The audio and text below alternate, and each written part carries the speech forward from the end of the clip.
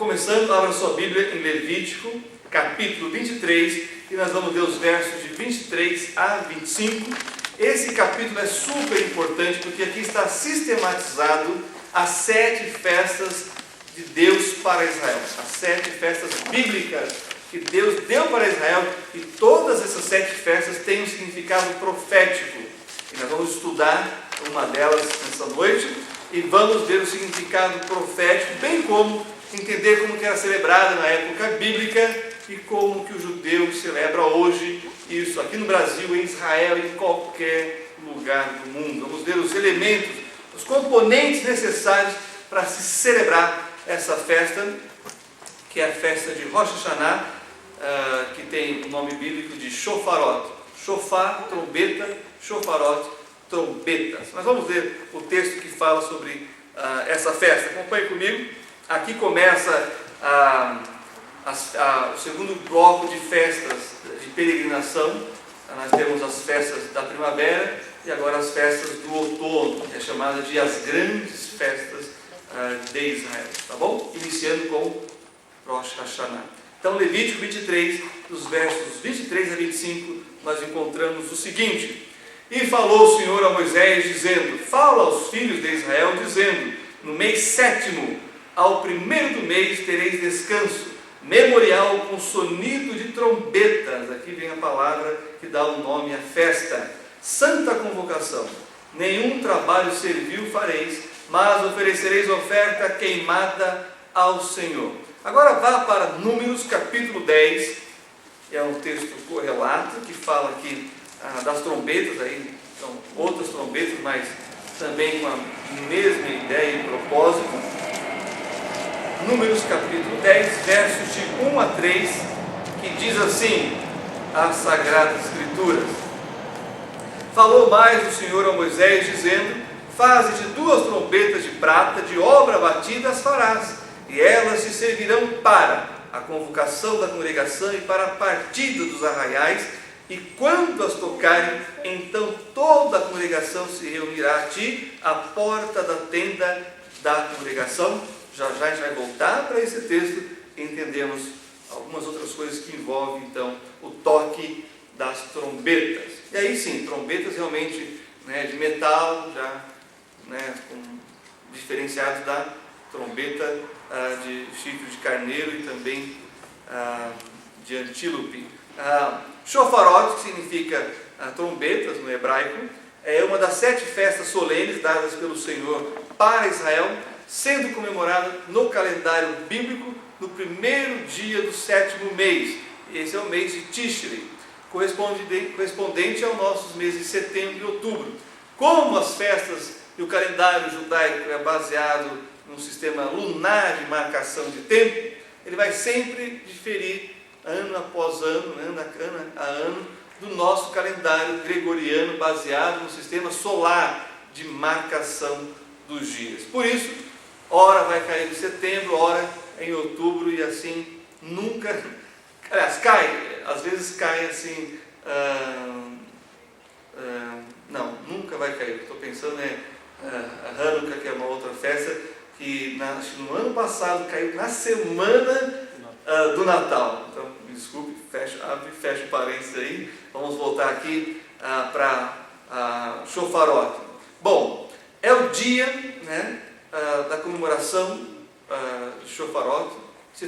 Esse dia que se comemora a festa se torna um Shabat. Por exemplo, vai começar no dia 25 e 26, porém, como a marcação do calendário judaico é lunar, assim que aparece a primeira estrela, aproximadamente após as 18 horas, surge a primeira estrela no céu, já é um novo dia. Então as festas judaicas sempre começam na véspera. Então, no pôr do sol, da véspera do dia, já é o dia para se comemorar a festa, tá bom?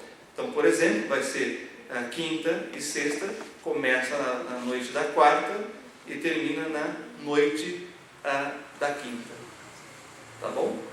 São 2 dias de festa que se fazem aí um jantar para celebrar. Bom, se é uma festa, ela automaticamente se torna um Shabat, que quer dizer, não se pode trabalhar, seria um feriado para nós aqui no Ocidente. Então, é um dia que não se tem trabalho, tá certo? E isso está lá em Levítico 23, no verso 32, que diz assim: sábado de descanso vos será. Então, mesmo que o dia caia na quarta-feira, na quinta-feira se torna um Shabat, e nesse dia não se deve então realizar trabalho algum. Bom, esse dia também vai marcar, o Rosh Hashanah vai marcar ao início do Yamim Noraim, que são os dias temíveis. Que dias são esses? De Rosh Hashanah até Yom Kippur. São 10 dias. Esses dias são chamados de dias temíveis, porque é o tempo que se tem até chegar o dia mais importante do calendário judaico, que é o dia do Yom Kippur. Muito bem. Na sequência, nós teremos a festa de Sukkot, a festa das cabanas. Portanto, a festa de Shofarot inicia a terceira peregrinação do israelita para Jerusalém. Na época bíblica, então, nós tínhamos as caravanas indo para Jerusalém. Hoje nós temos o pessoal saindo da Europa, Estados Unidos e outras partes do mundo, rumo a Israel para passar as grandes festas lá na Terra Santa, tá certo? Mas as peregrinações continuam até os dias de hoje. Claro que temos um detalhe importante: não há templo, então não há sacrifício, como nós lemos aqui, diz assim no verso 25, no finalzinho, né? Mas oferecereis oferta queimada ao Senhor. Sem templo não há sacrifício, porque se sacrificar fora do templo, a Bíblia diz isso, chama isso de oferta a demônios, sacrifício a demônios. Olha a seriedade.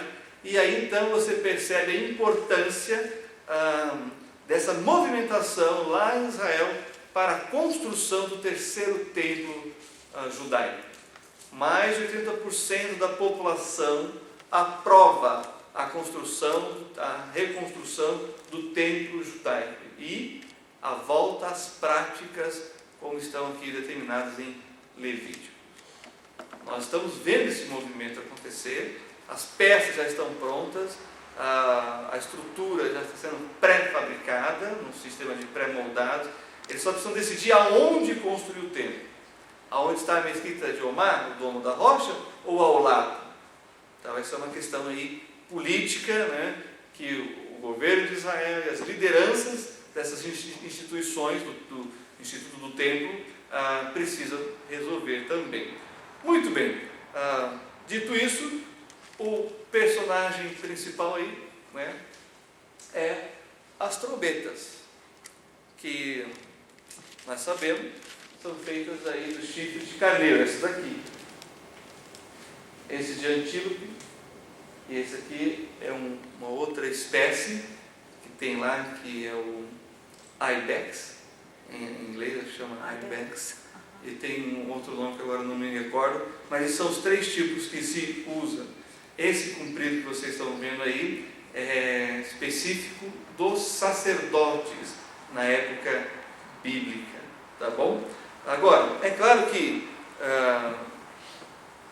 poderia se usar, o que nós usamos muito aqui, o berrante, né, que é o touro, ou o chifre do touro ou da vaca. Porém, nós temos aí um problema. Lembra do bezerro de ouro? Então, o judeu não usa o chifre do touro, né, ou da vaca por causa do incidente com o bezerro de ouro, embora esse seria também um chifre kasher, ou seja, apropriado, mas por causa desse evento trágico. Aliás, o Talmud, né, diz que todo o sofrimento que Israel passa ao longo da história, em partes é a punição do pecado que eles cometeram com bezerros de ouro. Então foi tão grande, que no pensamento judaico, até hoje, eles estão sofrendo por causa disso, né? Só para a gente entender como que na mente judaica essa ocasião, né, da idolatria com bezerro de ouro é tão grave. Muito bem, avançando um pouco mais aqui, primeiro nós temos que dizer que o shofar, o chifre de carneiro, não é um instrumento musical. A ideia não é tocar notas musicais. O som é um som agudo e estridente, como um clamor, um choro, ou um som que atinja o ouvido das pessoas e traga elas para uma aproximação de Deus através de arrependimento. Por isso tem essa coisa do choro, do toque do shofar, que é justamente uma chamada para se aproximarem de Deus. E aí, claro, o som estridente, agudo, facilita isso, né, essa ideia, além de ser também propagado mais longe, alcançar o derradeiro lá, a fim de que ele se envolva nessa convocação do Senhor.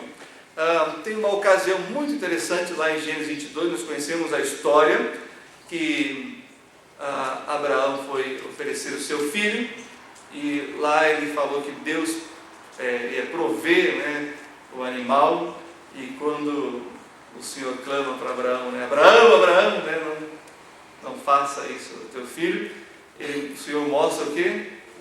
O animal com seu chifre enroscado ali, né, na vegetação, e Abraão então sacrifica. Então, a questão do chifre também está ligado com a substituição redentora que Isaac experimentou. Muito bem. Também nós temos o toque do shofar na Bíblia com alguns propósitos. Primeiro, levantar o tabernáculo, o acampamento. Segundo, preparação para guerra. Olha só lá em Números novamente, capítulo 10. Vamos ver aqui o verso 9. Números capítulo 10, verso 9, que diz o seguinte, acompanhe comigo. E quando na vossa terra sairdes a pelejar contra o inimigo que vos oprime, também tocareis as trombetas retinindo, e perante o Senhor vosso Deus haverá lembrança de vós e sereis salvos de vossos inimigos. Então não é só um chamamento, uma chamada de Deus para o povo, mas também é um momento do povo clamar e suplicar a Deus. Olha o verso 10, fala sobre convocar reuniões solenes, que diz assim então, em Números 10, 10. Semelhantemente, no dia da vossa alegria e nas vossas solenidades, nos princípios de vossos meses, também tocareis as trombetas sobre os vossos holocaustos, sobre os vossos sacrifícios pacíficos, que vos serão por memorial perante o vosso Deus. Eu sou o Senhor, vosso Deus. Olha que interessante, então, convocar as reuniões solenes, também marcar o início do mês, a lua nova, nós temos aí, com a chegada da lua nova, também uma lembrança dos mandamentos que Deus deu para Israel. Eles ouviram o sonido de trombeta lá no Monte Sinai, como está lá em Êxodo capítulo 20, e para coroação real. E aí nós temos que ler 1 Reis, capítulo 1, verso 32 a 35. Vamos até lá e vamos fazer a leitura desse texto, que é bem interessante. Diz assim: E disse o rei Davi: Chamai-me a Zadok, o sacerdote, e a Natã, o profeta, e a Benaia, filho de Joiada, e eles entraram à presença do rei. E o rei lhes disse: Tomai convosco os servos de vosso senhor, e fazei subir a meu filho Salomão na mula que é minha, e levai-o a Giom, e Zadok, o sacerdote, com Natã, o profeta, ali o ungirão rei sobre Israel. Então tocareis a trombeta e direis: Viva o rei Salomão! Então subireis após ele, e virá e se assentará no meu trono, e ele reinará em meu lugar, porque tenho ordenado que ele seja guia sobre Israel e sobre Judá. Então, duas coisas se destacam aqui: a trombeta e a mula real. Por isso que Jesus vai entrar manso e humilde no jumentinho em Jerusalém, e o povo vai clamar: Hosana, bendito aquele que vem em nome do Senhor. Não podia ser um cavalo, não podia ser em outro animal, tinha que ser numa mula, que é chamada de a mula real. E um destaque aqui para a trombeta. Bom, o toque da trombeta também tem outros significados aí, de eventos também históricos sobre Israel, e nós apenas vamos mencionar, mas é todo importante. Por quê? Porque marca a história do povo judeu. Primeiro, como nós já mencionamos, o recebimento da lei. Olha só, Êxodo 20, 18, que eu vou ler para vocês. E todo o povo viu os trovões, os relâmpagos e o sonido da buzina. Essa palavra buzina aqui traduzida como buzina, é a palavra hebraica shofar, que nós também conhecemos como trombeta. E o monte fumegando, e o povo vendo isso retirou-se e pôs-se de longe.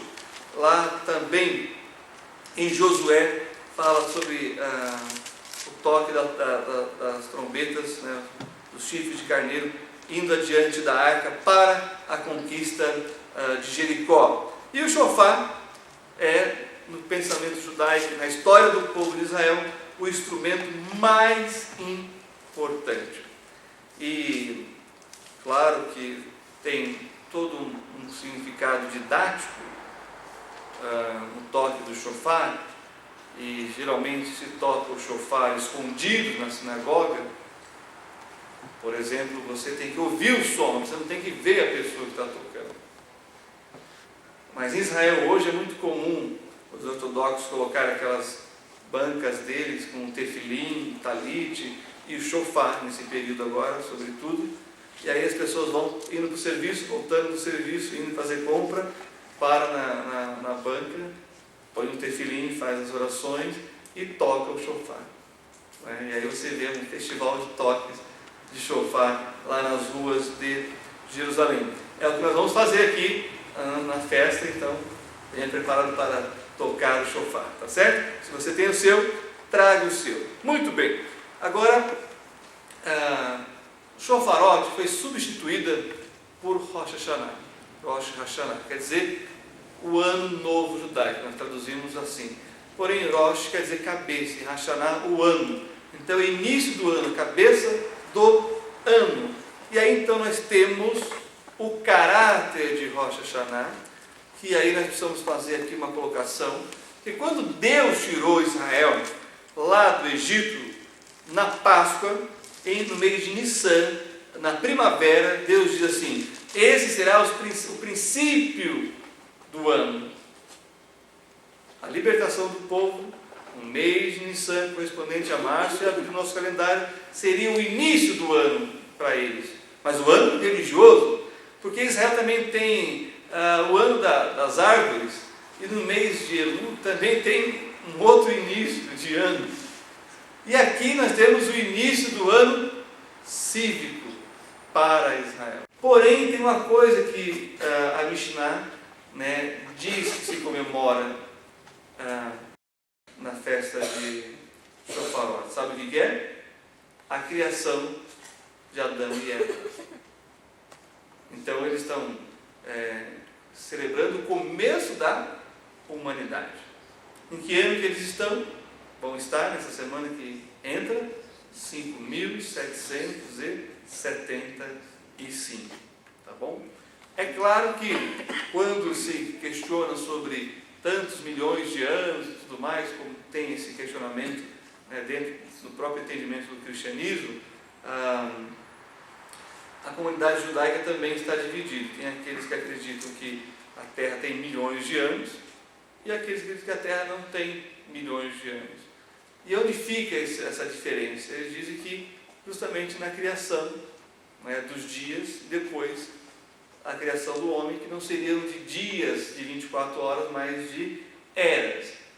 Então existe esse entendimento por alguns teólogos, estudiosos, dentro da comunidade judaica quanto na comunidade cristã, mas eu particularmente acredito que são dias de 24 horas e não eras, né, grandes espaços de tempo.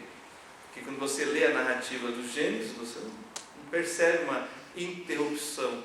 E também o próprio hebraico não dá algo que não se liga, né? Ali nós temos o Vav, que é uma letrinha que ela é realmente muito difícil de entendimento no hebraico, o Vav, o uso do Vav, que é uma conjunção, que seria o nosso E. Então, ela liga pensamentos, ideias e acontecimentos.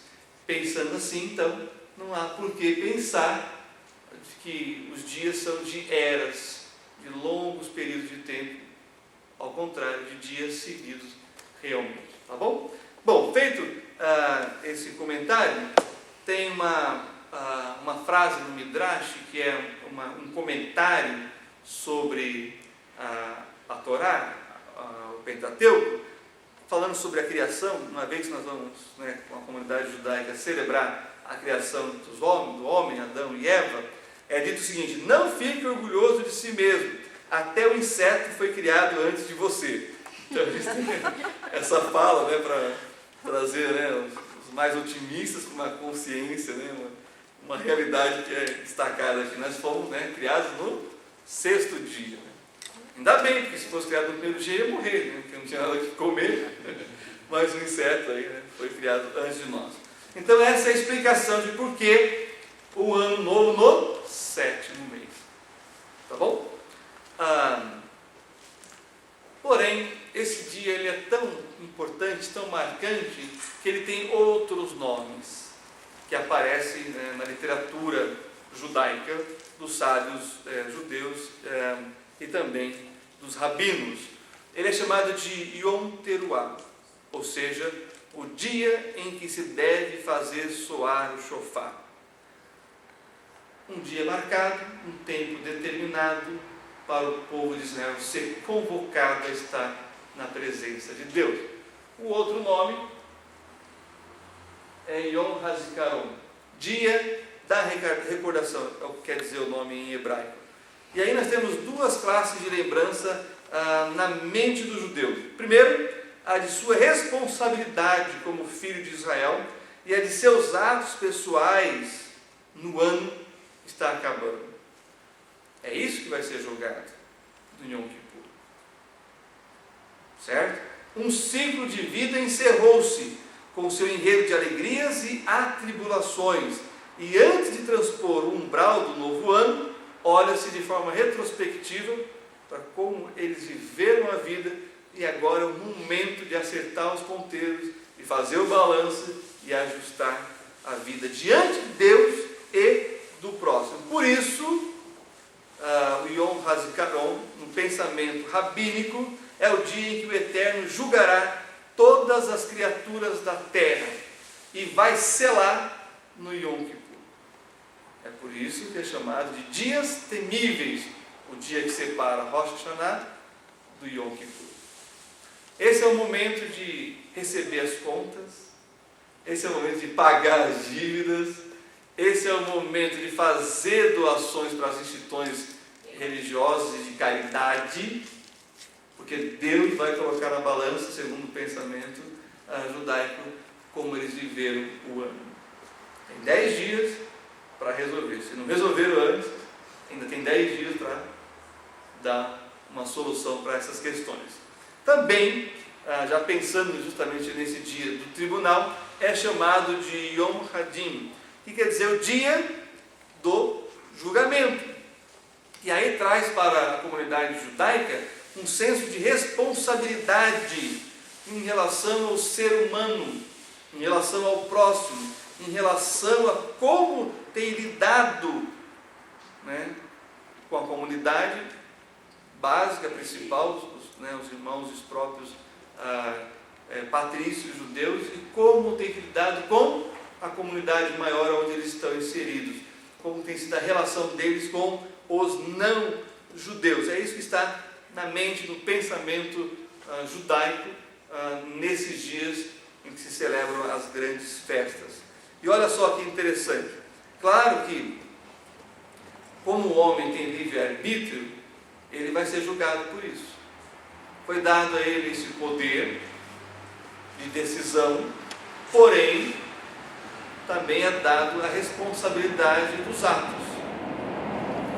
Como diz a lei não terá ninguém inocente dizendo que não sabia da lei.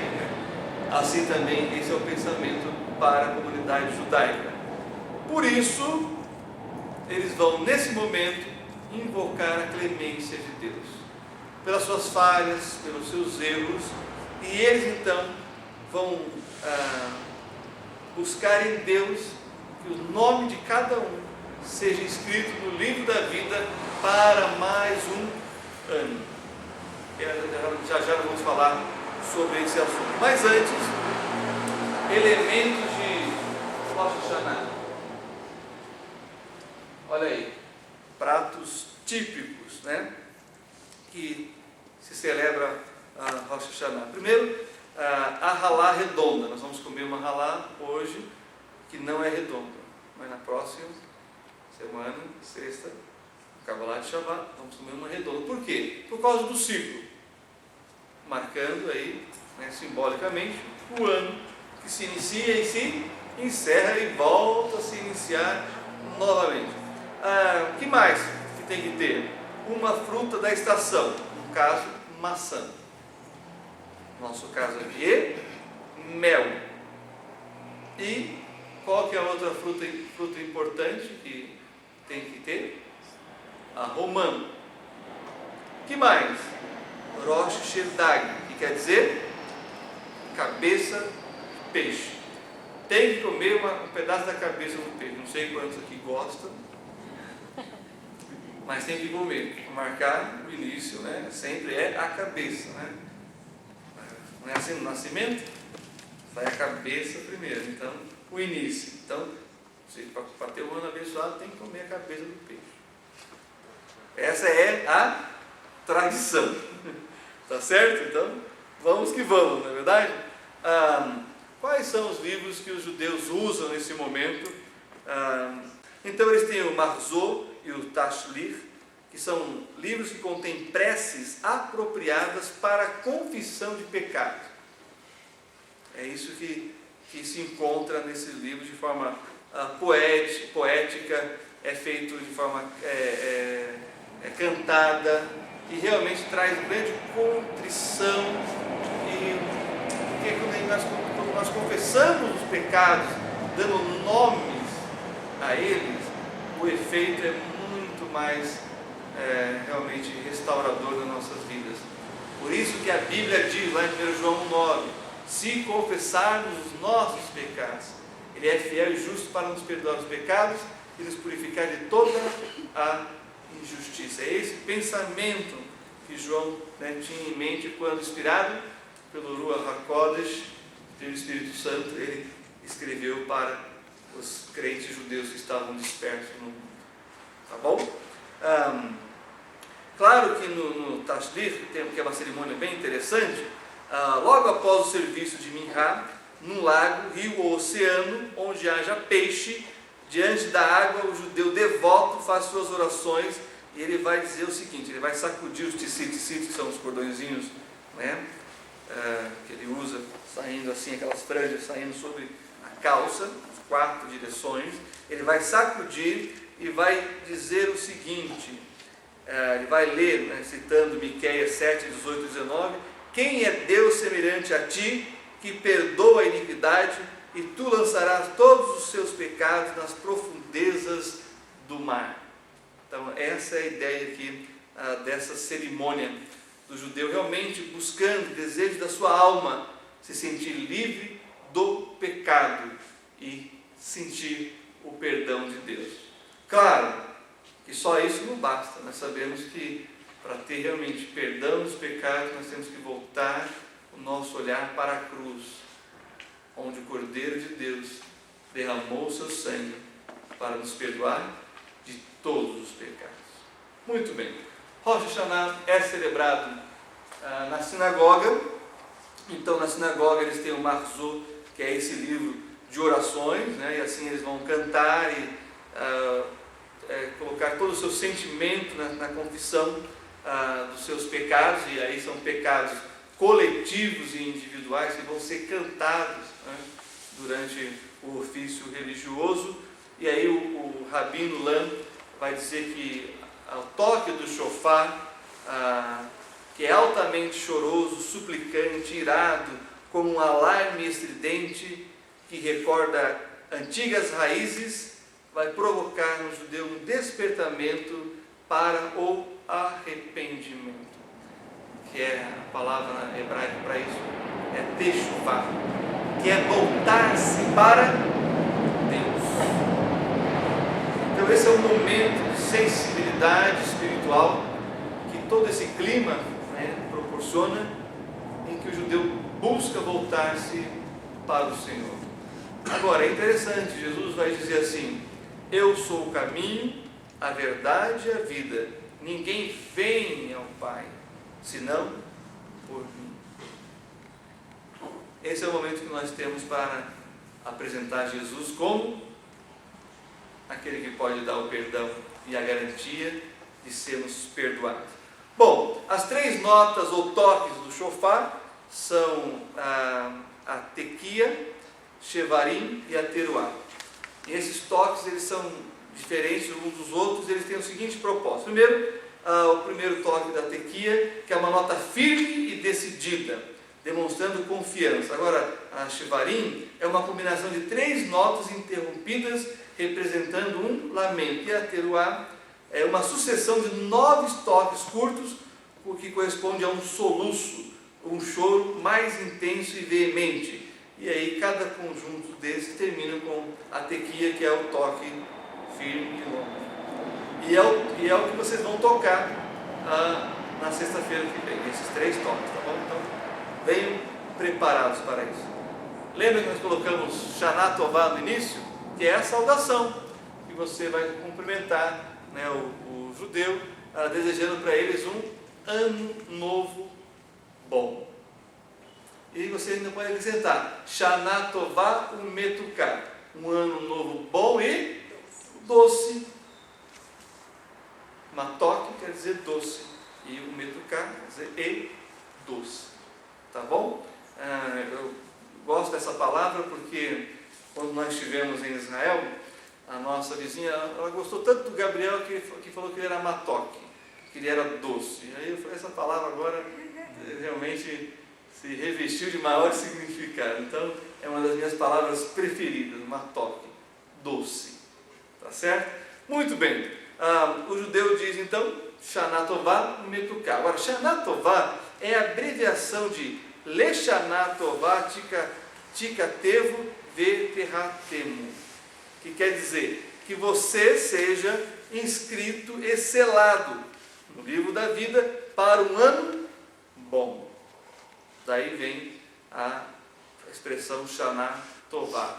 É interessante, porque o judeu diz isso, deseja isso, mas quando acaba o Yom Kippur, você pergunta para ele assim, você tem certeza que seu nome está no livro da vida e está selado, garantido? Ele vai dizer assim, quem sou eu para ter garantia disso? Aí você pode perguntar, você não quer saber como ter garantia disso? Em Yeshua HaMashiach, Jesus, o Messias, nós podemos ter essa garantia.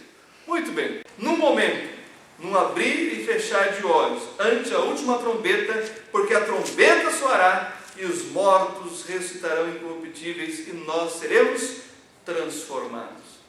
Envolvendo então o arrebatamento da igreja. Esses são textos que falam sobre isso. Mas não para por aí. A trombeta tinha vários significados no período bíblico e tem vários significados espiritualmente falando. Por exemplo, o juízo de Deus. Quando nós lemos Apocalipse capítulo 6 a 19, nós encontramos as 7 trombetas. Abra lá no capítulo 8 e vamos ler o verso 2. E vi os 7 anjos que estavam diante de Deus e foram-lhes dadas 7 trombetas. E veio outro anjo e pôs-se junto ao altar, tendo incensário de ouro, e foi-lhe dado muito incenso para o pôr com as orações de todos os santos sobre o altar de ouro que está diante do trono, e a fumaça do incenso subiu com as orações dos santos, desde a mão do anjo até diante de Deus. E o anjo tomou o incensário e encheu de fogo do altar e o lançou sobre a terra, e houve depois vozes e trovões e relâmpagos e terremotos. E os 7 anjos que tinham as 7 trombetas prepararam-se para tocá-las. E o primeiro anjo tocou a sua trombeta e houve saraiva e fogo, misturado com sangue, e foram lançados na terra, e foi queimada a sua terça parte, queimou-se a terça parte das árvores, e toda a erva verde foi queimada. Falando de juízo, Deus usando as trombetas também para julgar a maldade, a pecaminosidade do ser humano. E por último, final da tribulação, nós temos o quê? A segunda vinda do Messias. Acompanhe comigo. Vamos fazer a leitura então de Mateus, capítulo 24, versos 30 e 31. Vamos até lá. E vamos ver mais uma vez o uso, né, da trombeta, indicando para a gente um acontecimento espiritual real, do qual o Senhor vai se utilizar para manifestar a sua vinda. Olha só, Mateus capítulo 24, nós temos aí os versos 30 e 31 que diz: então aparecerá no céu o sinal do Filho do Homem, e todas as tribos da terra se lamentarão, e verão o Filho do Homem vindo sobre as nuvens do céu com poder e grande glória, e ele enviará os seus anjos com rijo clamor de trombeta, os quais ajuntarão os seus escolhidos desde os quatro ventos, de uma a outra extremidade dos céus. Lembra que nós falamos? A trombeta servia para o ajuntamento solene do povo de Israel. Deus vai fazer isso na segunda vinda do Messias, na sua aparição em glória, poder e majestade. Tem uma outra coisa que eu quero destacar aqui, e aí na questão mais conceitual, né? Que é a seguinte: a festa das trombetas, ou Rosh Hashanah, serve para levar o judeu a se preparar para o encontro com o Senhor Deus, Rei e Juiz do universo. Por isso, o texto para Israel nessa festa é: prepara-te, ó Israel, para encontrares com o teu Deus. Amós 4:12. E para nós encontrarmos com o nosso Salvador. Amém?